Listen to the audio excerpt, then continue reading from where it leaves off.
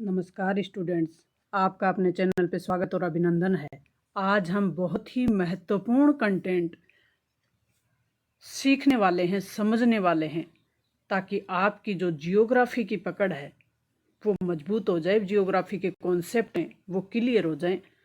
तो क्या आपने कभी सोचा है कि 82.5 डिग्री पूर्वी देशांतर को ही भारत की मानक यामोत्तर रेखा क्यों माना गया? क्या कोई और रेखा नहीं मान सकते थे? कन्याकुमारी और कश्मीर, कन्याकुमारी जो कि भारत के एकदम दक्षिण में है और कश्मीर जो कि भारत के एकदम उत्तर में है, इनमें दिन और रात की अवधि में अंतर क्यों होता है? क्या कभी आपने ऐसा सोचा? तो आज इन कॉन्सेप्ट को हम क्लियर करने वाले हैं। भारत की जियोग्राफी को समझने के साथ साथ हम बहुत ही सरल तरीके से इसको समझेंगे ताकि इसमें कभी आपको दिक्कत नहीं आए। ये हर कोई एग्ज़ाम में आता है, कोई भी एग्ज़ाम हो, चाहे वो इंडियन जीके का हो, चाहे वो राजस्थान कंपटीशन का हो, वहाँ आपको देखने को मिलेगा। और ये जो चैप्टर अपना है, ये 9th क्लास का एनसीईआरटी सिलेबस का जो प्रेजेंट में अपनी पाठ्य पुस्तकों में चल रहा है, वो ऑथेंटिक कंटेंट है। ये मन मर्जी से तैयार किया हुआ कंटेंट नहीं है। और इस कंटेंट को मैं आपको बड़े ही सरल तरीके से समझाकर आप तक पहुंचाने का प्रयास करूंगी। भारत, आकार और स्थिति, ये अपना चैप्टर है, इसको हम देखने वाले हैं। भारत विश्व की प्राचीन संस्कृतियों में से एक है, ये हम सबको पता है। पिछले 5 दशकों में भारत ने सामाजिक आर्थिक रूप से बहुमुखी उन्नति की है, ये भी पता है। कृषि हो, उद्योग हो, तकनीक हो, सर्वांगीण आर्थिक विकास हो, वहाँ हमने प्रगति की है। तो भारत विश्व के इतिहास में भारत का महत्वपूर्ण योगदान है। अब हम चलते हैं, स्थिति क्या है भारत की, विश्व में क्या स्थिति है भारत की। तो भारत एक विशाल देश है और ये उत्तरी गोलार्ध में स्थित है। कौन से गोलार्ध में स्थित है? उत्तरी गोलार्ध में। इसका मुख्य भाग 8 डिग्री 4 मिनट उत्तर में और 37 डिग्री 6 मिनट उत्तरी अक्षांश के बीच स्थित है। 8 डिग्री 4 मिनट से 37 डिग्री 6 मिनट के बीच भारत उत्तर से दक्षिण के बीच स्थित है। तो इसको कहते हैं उत्तरी अक्षांश, ये आप ध्यान रखें। 68.7 68.7 डिग्री पूर्व से 97 डिग्री और 25 मिनट पूर्वी देशांतर के बीच है, ये भी ध्यान रखें। कर्क रेखा 23.5 डिग्री उत्तर में देश को लगभग बराबर भागों में बांटती है। कर्क रेखा भारत के बीचों बीच गुजरती है। कर्क रेखा भारत के 8 राज्यों से गुजरती है। 8 राज्यों को कीवर्ड के माध्यम से आप तक पहुंचा दिया गया है। आप 8 राज्यों को बड़ी आसानी से सीख पाएंगे। यामोत्तर रेखा जिसकी बात हमने पहले की, वो भारत के 5 राज्यों से गुजरती है, उसको भी कीवर्ड या ट्रिक के माध्यम से आप तक पहुंचा दिया है कि वो कौन कौन से राज्य हैं। भूभाग के दक्षिण में अंडमान और निकोबार, ये द्वीप समूह है। कौन से भूभाग में है? दक्षिण पूर्व में, बंगाल की खाड़ी में। दक्षिणी पश्चिम में लक्षद्वीप है। दक्षिण और पश्चिम की बात करें तो वहाँ लक्षद्वीप है और लक्षद्वीप अरब सागर में स्थित है। ये भी भारत के मानचित्र को बड़े ही सरल तरीके से आप तक पहुंचा दिया है। और जो अपने केंद्र शासित प्रदेश हैं, केंद्र शासित प्रदेश कौन से हैं, उनको भी ट्रिक के माध्यम से कैसे याद करें कि नानी जल्दी चलो, बड़ी ही सरल ट्रिक है, नानी आप जल्दी चलो, इसके माध्यम से बड़ी सरल तरीके से समझा दिया। अपनी एटलस की सहायता से इन द्वीप समूह को विस्तार से ज्ञात करो। तो मैंने एटलस के माध्यम से शॉर्ट वीडियो, छोटे छोटे कॉन्सेप्ट क्लियर करके आप तक पहुंचा दिए। भारतीय संघ राज्य का सबसे दक्षिणी बिंदु कौन सा बिंदु है? इंदिरा बिंदु। और ये 2004 में एक सुनामी आई थी। सुनामी का मतलब है समुद्र में ऊंची ऊंची लहरें उठना। और उस सुनामी में ये जलमग्न हो गया था, यानी डूब गया था। तो कौन सा जो अपना बिंदु है वो डूब गया था? इंदिरा बिंदु। कौन सा बिंदु है ये? दक्षिणी, भारत का दक्षिणतम बिंदु है। आकार की बात कर लेते हैं। भारत के भूभाग का कुल क्षेत्रफल लगभग कितना है? 32.8 लाख वर्ग किलोमीटर।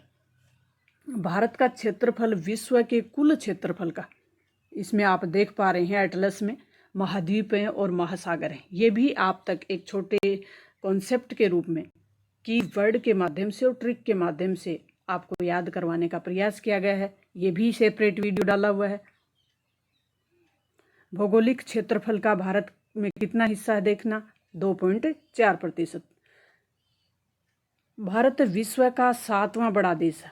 आगे हमें चित्र 1.2 है, उसमें भारत की जो स्थिति है उसको देखेंगे कि भारत क्षेत्रफल में विश्व में कौन सा बड़ा देश है। 7वां बड़ा देश है। तो इसका मतलब पहला बड़ा देश कौन सा है, तो रूस है। उन सबको हम देखेंगे कि दूसरे नंबर पे तीसरे नंबर पे कौन है, तो भारत का यहाँ 7वां स्थान है। ये ध्यान रखें। भारत की स्थल रेखा, स्थल यानी जो भूमि से लगी हुई रेखा है वो है 15,200 किलोमीटर। और समुद्री तट भारत की दोनों तरफ से, एक तरफ अरब सागर है तो दूसरी तरफ जो बंगाल की खाड़ी है, तो वहाँ कितनी सीमा लगती है, यानी समुद्री तट रेखा अंडमान और निकोबार द्वीप समूह को मिलाकर और लक्षद्वीप को भी मिलाकर 7,516.6 किलोमीटर है। भारत के उत्तर पश्चिम, उत्तर तथा उत्तर पूर्वी सीमा पर नवीनतम वलित पर्वत है। वलित मतलब हिमालय पर्वत है। वो किस प्रकार का पर्वत है, वलित पर्वत है। इसके दक्षिण का भूभाग उत्तर में चौड़ा और 22 डिग्री उत्तरी अक्षांश से हिंद महासागर की ओर सकड़ा होता चला जाता है। भारत का मैप बड़े ही सरल तरीके से हर राज्य और केंद्र शासित प्रदेश याद करवाए गए हैं और सेपरेट वीडियो डाला हुआ है और इनको बड़ी ही ट्रिक के माध्यम से याद करवाने का प्रयास किया गया है। मुझे उम्मीद है कि आप भूलोगे नहीं। भारत के पड़ोसी देशों का भी जल्द डाल दिया जाएगा। तो ये 22 डिग्री उत्तरी अक्षांश से हिंद महासागर की ओर सकड़ा होता जाता है, यानी भारत का प्रायद्वीपीय जो भाग है, दक्षिण भाग है, वो सकड़ा होता चला जाता है। इसके पश्चिम में अरब सागर और पूर्व में बंगाल की खाड़ी स्थित है। अक्षांश और देशांतर रेखाओं का जो विस्तार है वो भारत के मैप में हम देखेंगे कि कितना है, तो लगभग 30 डिग्री का अंतर है। अक्षांश और देशांतर का विस्तार है, परंतु फिर भी पूर्व पश्चिम का विस्तार उत्तर दक्षिण के विस्तार की अपेक्षा है वो कम प्रतीत होता है। गुजरात से अरुणाचल प्रदेश के स्थानीय समय में 2 घंटे का अंतर है। क्यों है?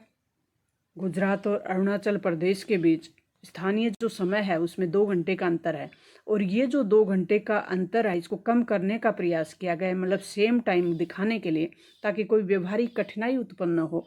उसके लिए हमने 82.5 डिग्री पूर्वी देशांतर रेखा को भारत की मानक यामोत्तर रेखा माना है, जो कि ये गुजरती कहाँ से है, ये देखना, उत्तर प्रदेश के मिर्ज़ापुर से। ये कंपटीशनों में बहुत पूछा जाता है कि जो 82.5 डिग्री पूर्वी देशांतर रेखा है, कौन सी देशांतर है, पूर्वी देशांतर, डिग्री कितनी है, 82.5 डिग्री।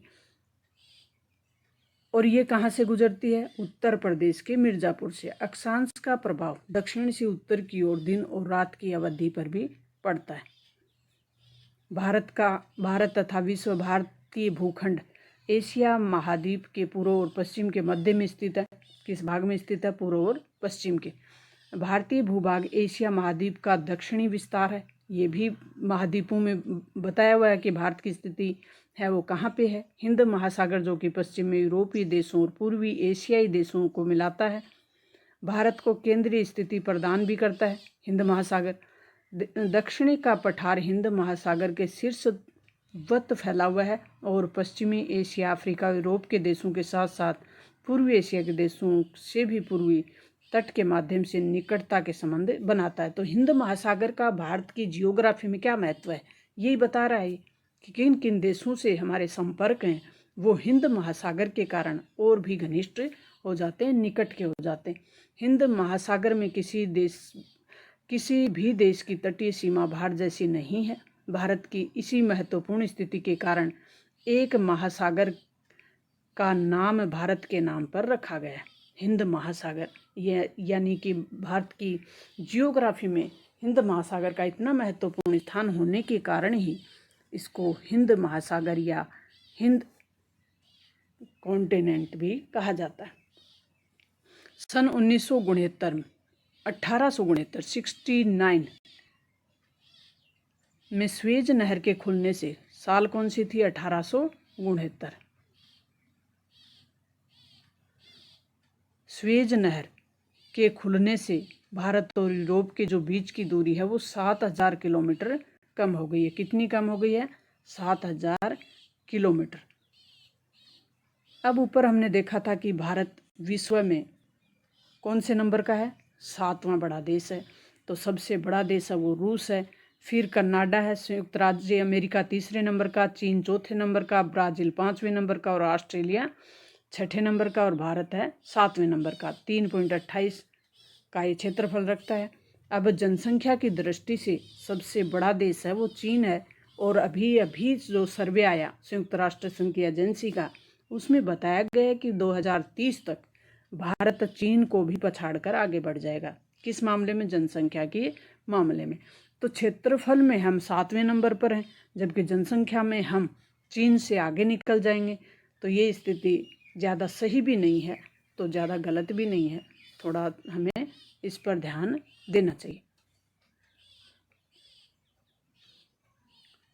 अब हम देखेंगे इसकी सबसे उत्तरी अक्षांश है वो कौन सा है? 37.6 डिग्री। सबसे पूर्वी जो देशांतर है अपना 97.25 degree, 97 degree 25 minute, 68 degree 7 minute, इसको ऐसे बोलते हैं जियोग्राफी में। यह है अपना सबसे पश्चिमी।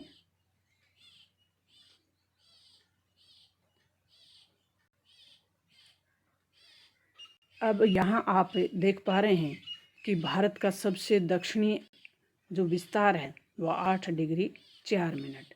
ये बंगाल की खाड़ी है, ये अरब सागर है, ये भारत का प्रायद्वीपीय क्षेत्र है।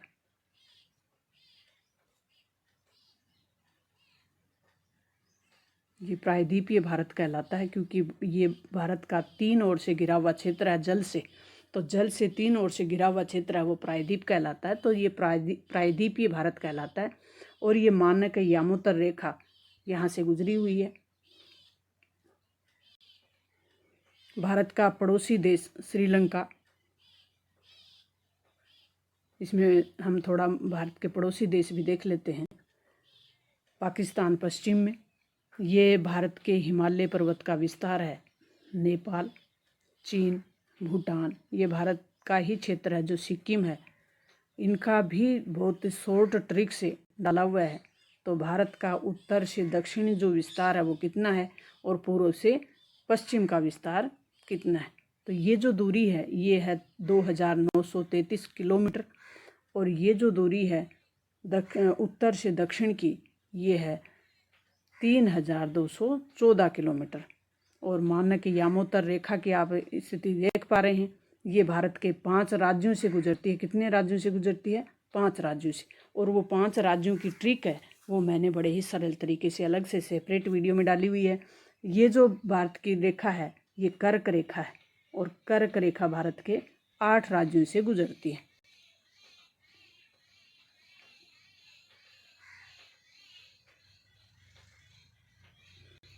आगे हमारे सामने प्रश्न आएंगे कि लक्षद्वीप, अंडमान निकोबार द्वीप समूह ये है जो कि बंगाल की खाड़ी में भारत के पूर्व की ओर फैले हुए हैं।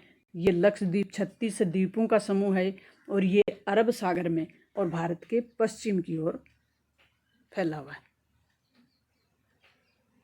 फिर हम आसानी से उत्तर दे पाएंगे, कॉन्सेप्ट को क्लियर कर लेंगे। तो भारत का विश्व के देशों के साथ संपर्क युगों पुराना है। ये संपर्क दिखाया गया है कि प्राचीन समय में भारत का जो संपर्क था वो एक रेशम मार्ग हुआ करता था। कौन सा मार्ग?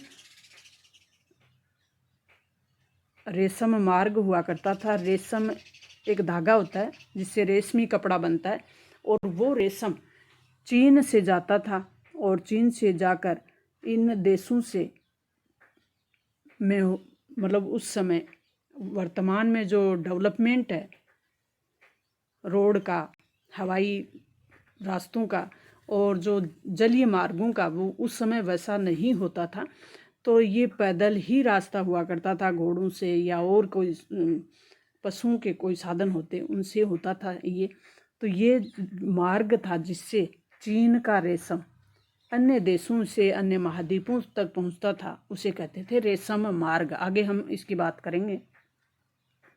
भारत का विश्व के देशों के साथ संपर्क युगों पुराना है, परंतु ये संबंध समुद्री जलमार्गों की अपेक्षा भूभाग से होकर था। उक्त पर्वतों के दरों से अनेक यात्री प्राचीन काल में भारत आए, जबकि समुद्री मार्ग बहुत समय तक ज्ञात ही नहीं थे। समुद्री मार्ग से सबसे पहले कौन आया था आपको पता है? Vasco D gamma. इन मार्गों से प्राचीन समय के विचारों और वस्तुओं का आदान प्रदान होता रहा। भारत का पश्चिमी, मध्य और पूर्वी एशिया और दक्षिणी एशिया के पड़ोसी देशों के साथ एक अद्भुत संपर्क रहा है। और इसी प्रकार उपनिषदों के विचार, रामायण और पंचतंत्र की जो कहानियां हैं अपनी, वो भारतीय अंक एवं दशमलव प्रणाली, जो भारतीय दशमलव प्रणाली विकसित हुई, अंकों का ज्ञान विकसित हुआ, संसार के विभिन्न भागों तक पहुंच सके। और मसाले, मलमल, कपड़े, व्यापार के अन्य जो भी सामान थे वो भारत से विभिन्न देशों में ले जाए जाते थे। इसके विपरीत वहाँ से आता भी था, तो आता क्या था? यूनानी स्थापत्य कला भारत आई तथा पश्चिमी एशिया की जो वास्तुकला की प्रतीक थी, मीनार और गुंबद, इनका प्रभाव भारत के विभिन्न भागों पर पड़ा। हमारे जो उपनिषद थे, धार्मिक ग्रंथ थे, रामायण महाभारत जैसे, और पंचतंत्र की कहानियाँ थी, हमने दशमलव का विकास किया। दशमलव का जो डेवलपमेंट है वो भारत से ही हुआ। भारतीय अंकों का ज्ञान जो है वो यहीं से विश्व को गया है। तो भारत के पड़ोसी देश, भारत का दक्षिणी एशिया में एक महत्वपूर्ण स्थान है और भारत 28 राज्य और 8 केंद्र शासित प्रदेश हैं। ये भी बहुत शॉर्ट ट्रिक से डाला हुआ है कि 8 केंद्र शासित प्रदेश क्यों हैं, जबकि जम्मू कश्मीर और लद्दाख बनाने के बाद 9 होने चाहिए थे। तो इसको ट्रिक के माध्यम से डाला हुआ है और वहाँ आप याद कर सकते हैं। अब हम इन प्रश्नों की ओर चलेंगे। ज्ञात कीजिए, यह आपको ज्ञात करना है। एनसीईआरटी की बड़ी खूबसूरती है कि वो आपका जो दिमाग है उसको जगाता रहता है। पश्चिमी और पूर्वी तटों पर केंद्र शासित क्षेत्रों की संख्या ज्ञात करनी है। तो पश्चिमी तट पे हमने देखा था लक्षद्वीप है, पूर्वी तट पे हमने देखा था अंडमान निकोबार द्वीप समूह। क्षेत्रफल के आधार पर सबसे बड़ा और सबसे छोटा राज्य कौन सा है? तो क्षेत्रफल के आधार पे भारत का सबसे बड़ा राज्य है वो कौन सा है? राजस्थान है। और सबसे छोटा गोवा है। कौन से राज्य अंतर्राष्ट्रीय सीमा तथा समुद्र तट को स्पर्श नहीं करते? ये भारत के मैप में आप देखेंगे तो आपको आराम से पता चल जाएगा कौन से राज्य अंतर्राष्ट्रीय सीमा को टच नहीं करते और समुद्र तट है उसको स्पर्श नहीं करते। ये आपको मैप में देखना है। पाकिस्तान, चीन, म्यांमार, बांग्लादेश की सीमाओं को छूने वाले राज्यों को 4 भागों में विभाजित कीजिए। पाकिस्तान से जो टच में है, जो इनकी सीमा पाकिस्तान से लगती है, वो राज्य बताने हैं। चीन से कौन कौन से राज्य लगते हैं, म्यांमार से कौन से राज्य लगते हैं, बांग्लादेश की जो सीमा है उसको छूने वाले जो राज्य हैं वो आपको बताने हैं। भारत के पड़ोसी देशों को छूने वाले भारतीय राज्यों की को वर्गों में आपको बांटना है। उदाहरण, उन राज्यों को एक वर्ग में रखिए जिनकी सीमाएं पाकिस्तान से मिलती हैं। तो कौन से राज्य हैं भारत के? वो जम्मू कश्मीर है, जो कि वर्तमान में तो केंद्र शासित प्रदेश बन गया है। वो पंजाब है, राजस्थान है, गुजरात है। तो ये आप बता सकते हैं, इनकी सीमाएं पाकिस्तान से मिलती हैं। इसी तरह अन्य शेष वर्ग भी बनाने हैं। भारत की भूमि की सीमाएं उत्तर पश्चिम पाकिस्तान और अफगानिस्तान के साथ, उत्तर में चीन से मिलती है, नेपाल और भूटान के साथ तथा पूर्व में म्यांमार और बांग्लादेश के साथ मिलती है। तो भारत के पड़ोसी देश जब हम देखते हैं तो ये आप आसानी से देख पाते हैं कि भारत की जो पूर्वी सीमा है, पूर्वी सीमा में स्थित बांग्लादेश और म्यांमार, उत्तर में चीन, भूटान, नेपाल और पश्चिम में पाकिस्तान, और दक्षिण में भारत की सीमा है, स्थल सीमा नहीं लगती, पाक जल डमरू मध्य द्वारा जुड़ा हुआ है, श्रीलंका। अब हम आगे चलते हैं। नेक्स्ट जो प्रश्न, क्या आप जानते हैं, एनसीईआरटी आपसे पूछ रही है, क्या आप जानते हैं कि सन 1947 से पूर्व भारत में 2 प्रकार के राज्य थे, प्रांत और रियासतें। वायसराय द्वारा नियुक्त अंग्रेज संधिकार प्रांतों में शासन करते थे और रियासतों का शासन था तो वो स्थानीय शासक थे, जो राजा थे, रजवाड़े थे, उनके हाथ में था। और वो पैतृकता के आधार पे, यानी वंशानुगत आधार पे, पहले दादा, फिर पिता, फिर उसका पुत्र, इसको कहते हैं पैतृकता के आधार पर अंग्रेजी शासन की प्रभु सत्ता मानकर स्वायत्तता से कार्य किया जाता था। यानी वो स्वतंत्र भी नहीं थे पूरी तरह से और स्वायत्त थे, यानी अंग्रेजी शासन के अधीन रहकर जो उनका जो एरिया था उसमें वो कार्य करने के लिए स्वतंत्र थे। तो ये पड़ोसी देश हैं भारत के, यहाँ आप आसानी से देख पा रहे हैं। ये पाकिस्तान है, ये चीन है, ये म्यांमार है इनकी आप दिशा देख सकते हैं। ये पूर्व में बांग्लादेश और म्यांमार, और पश्चिम में पाकिस्तान, उत्तर में चीन, नेपाल।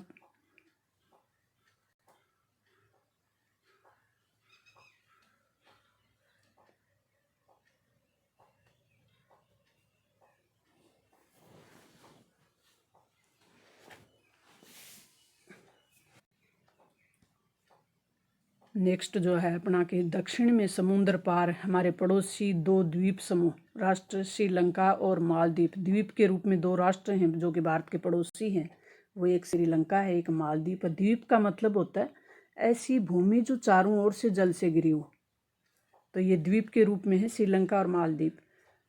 भारत और श्रीलंका के बीच में छोटा समुद्री रास्ता है पाक जल संधि। ये आगे अपने प्रश्न आएगा कि पाक जल संधि और मन्नार की खाड़ी, ये कंपटीशनों में भी पूछा जाता है कि भारत श्रीलंका से किन रास्तों द्वारा जुड़ा हुआ, किन मार्गों द्वारा जुड़ा हुआ, तो जल संधि, पाक जल संधि और मन्नार की खाड़ी।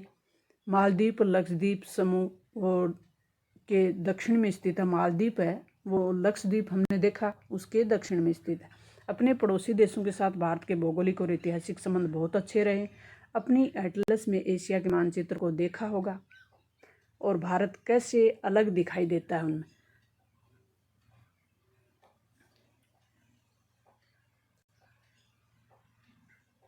ये अपने प्रश्न है कि कर्क रेखा किस राज्य से होकर नहीं गुजरती, तो कर्क रेखा राजस्थान, उड़ीसा, छत्तीसगढ़ और त्रिपुरा। उड़ीसा से नहीं गुजरती, उड़ीसा से मानक रेखा गुजरती है, कर्क रेखा नहीं गुजरती। ये ट्रिक के माध्यम से वो वीडियो आप देख लेंगे तो बिल्कुल इन प्रश्नों का उत्तर दे पाएंगे। भारत का सबसे पूर्वी देशांतर कौन सा है, तो हमने देखा था भारत का सबसे पूर्वी देशांतर 97 डिग्री 25 मिनट। उत्तराखंड, उत्तर प्रदेश, बिहार, पश्चिम बंगाल और सिक्किम की सीमाएं किस देश को छूती हैं, तो कौन सा देश है वो जिनको छूती हैं, तो चीन।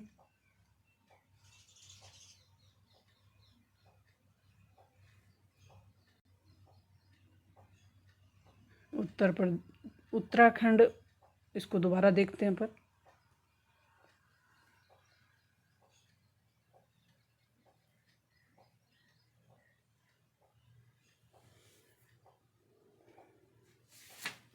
उत्तर प्रदेश, बिहार, पश्चिमी बंगाल और सिक्किम की सीमाएं किस देश को छूती हैं, किस देश को छूती है मतलब नेपाल को छूती है इन सब की।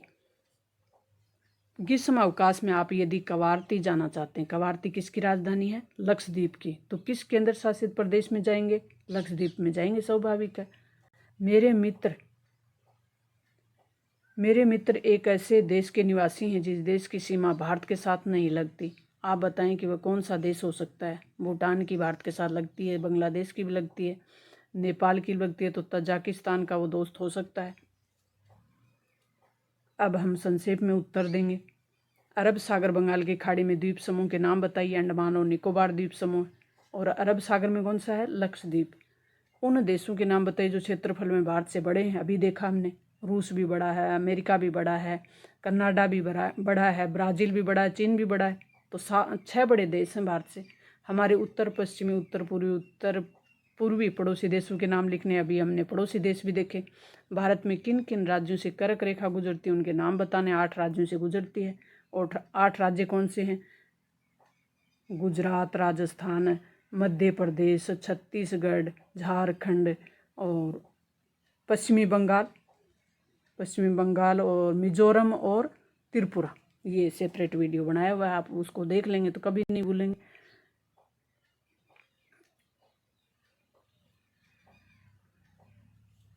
अब जो प्रश्न है वो बहुत ही महत्वपूर्ण है और आपके दिमाग को जागृत करने वाला है।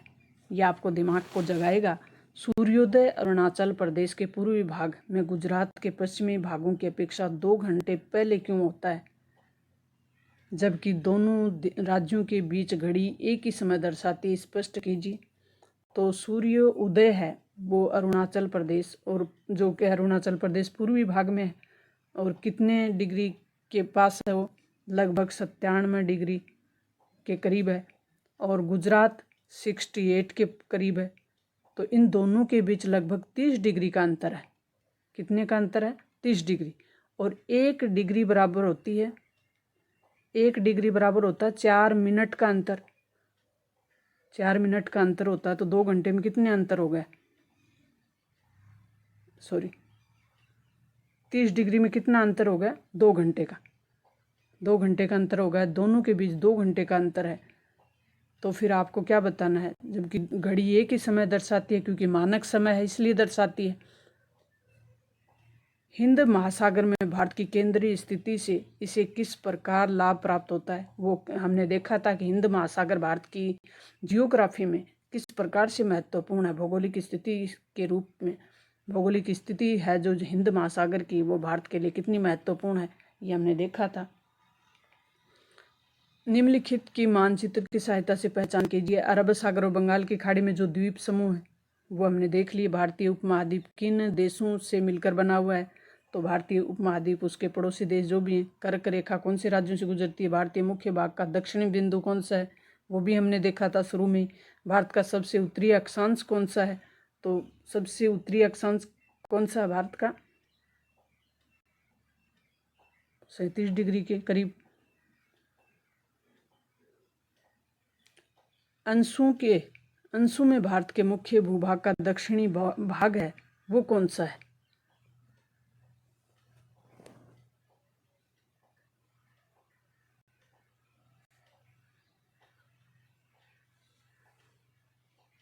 भारत का सबसे पूर्वी और पश्चिमी देशांतर 68 डिग्री है। सबसे पूर्वी देशांतर 97 डिग्री है और पश्चिमी देशांतर है वो है 68 डिग्री। तो पूर्वी और पश्चिमी देशांतर में हमने अभी बात की थी 30 डिग्री का अंतर है। सबसे लंबी तटरेखा वाला राज्य कौन सा है? तो गुजरात है। भारत और श्रीलंका को अलग करने वाली जल संधि कौन सी है? तो पाक जल संधि हमने अभी देखी थी। भारत के केंद्र शासित प्रदेश इनको ट्रिक के माध्यम से डाला हुआ है। परियोजना संबंधी कार्य, आपको कौन से कार्य करने हैं ताकि आपका दिमाग है वो और अधिक एक्टिव हो जाए। एनसीईआरटी सिलेबस है इसका, यही सोचना है, यही इसका ध्येय है, यही इनका मकसद है। भारत अपने राज्य के विस्तार, आप किसी भी राज्य में रह रहे हों उसका अक्षांश और देशांतरीय विस्तार आपको ज्ञात करना है। रेशम मार्ग के बारे में सूचना एकत्रित करनी है। अभी मैंने बताया था कि रेशम मार्ग होता था पहले एक। और आपको ज्ञात करना है कि किन नई योजनाओं द्वारा उच्च पर्वतीय क्षेत्रों में आवागमन के मार्ग विकसित किए गए। तो पहले रेशम मार्ग होता था, उस समय घोड़ों से, ऊँटों से, इनके द्वारा जाया जाता था। और जो कठिन भी था वो मार्ग, क्योंकि बड़े बड़े पर्वत थे, पहाड़ थे और विकट परिस्थितियां थी। अब वर्तमान में नई नई परियोजनाएं आने से इन उच्च पर्वतों को काटकर और आसान रास्ता बना दिया है। हवाई जो अपनी यात्रा है, हवाई मार्ग है वो विकसित हो गया है और जल मार्ग भी बहुत विकसित हो गया है। तो ये सब नई परियोजनाओं से ही संभव हुआ है। मिलते हैं नेक्स्ट और महत्वपूर्ण जानकारी के साथ।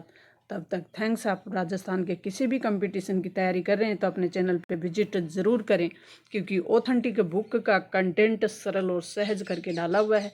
मुझे उम्मीद है कि इस चैप्टर से कोई भी आपके प्रश्न आएगा तो आप किसी भी प्रश्न को गलत नहीं करके आएंगे। All the best. Thanks for watching.